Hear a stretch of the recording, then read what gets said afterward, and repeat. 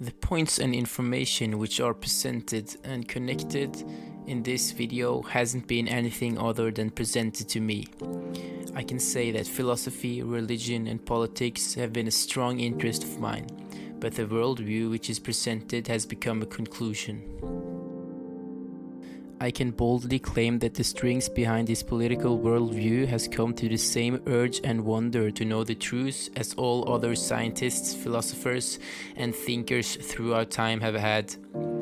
My advantage is the fact that I have had access to an unlimited source of information, the internet, using it to my advantage while being skeptical about all perceptions and associations we or I had before.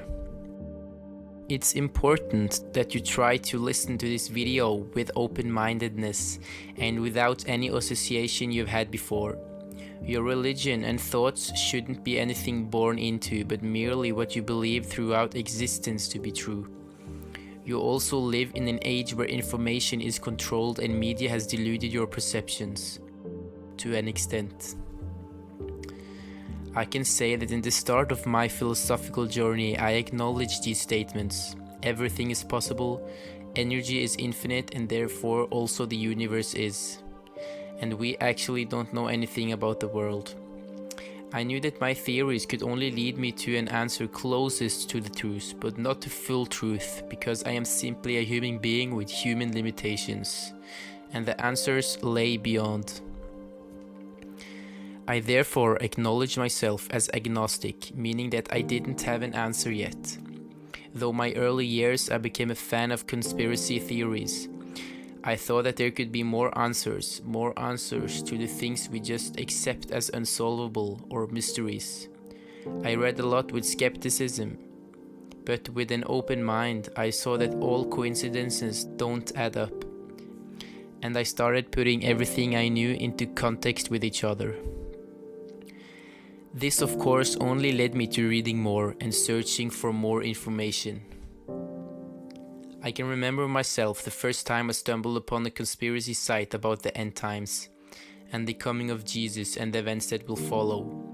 I remember that I was really scared because maybe I've lived my life wrong. The site had enormous amounts of text and evidence for their belief. Their claim was that Christians have believed for all these years that Jesus would come in the year 2000 AD, exactly 2 millennials after his birth, but he was actually supposed to come 2000 years after his death. This would mean that I will live when, if it was going to happen in around 2032 AD. I can say that this fact merely swept under my unconscious mind, but not forgotten. Time, space, matter. As time went on, I believed that there must be a God, mostly because energy is infinite and therefore it cannot be created, for example, by an explosion. It can only change form. I also acknowledge the fact that God has to be independent from his creation if he exists, meaning time, space, and matter. If God created the universe, where did he come from? The question, where did God come from, assumes that he is in any way affected by time, space, or matter. But the God of the Bible is clearly independent from his creation. As a virtual reality, game developer is independent from his. Plus and minus. I soon became obsessed with two mathematical propositions, the plus and the minus, the yin and the yang. Because I saw that these are two fundamental structures which are in all, of all, a part of everything, in opposition to each other, in matter and out of matter. They can, in the mathematical language, be described as plus and minus. They can also be division and multiplication. They can be yes and no. They can be a proton and an electron in the atom. They can be the forces pulling and dragging in a magnet or gravitation. They can be our feelings, which we characterize as positive feelings or negative. They can be the opposite properties in temperature, and they can be the two genders which complement each other. Either way, they are multidimensional. These positive and negative oppositions are equal to each other. They have different properties, adjectives, and missions, but they are there to create a balance. Happiness cannot exist unless there exists a perception of sadness. In the Bible and most of the Holy Scriptures, this is also described in the afterlife.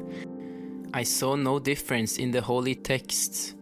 Good acts and good deeds lead to preferred afterlife. Heaven versus hell. Bad acts and sins lead to a not preferred afterlife, hell. Opposition to each other. I soon became obsessed with consciousness.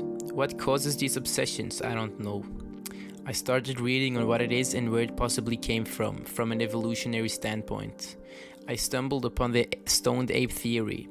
To me it really made sense, but I didn't yet know how much. I just acknowledged it was a really good possibility for the answer on where consciousness came from. The stoned ape theory says that apes some thousands of or millions of years ago ate psychedelic mushrooms regularly, and that it gave them free will or a higher consciousness, possibly through evolution. It made them aware of themselves and their surroundings, and it set them astray from the other animals. The theory about stoned apes says that free will did not exist before this. This theory is also supported by the fact that psychedelics has been proven to give you access to different new parts in the brain.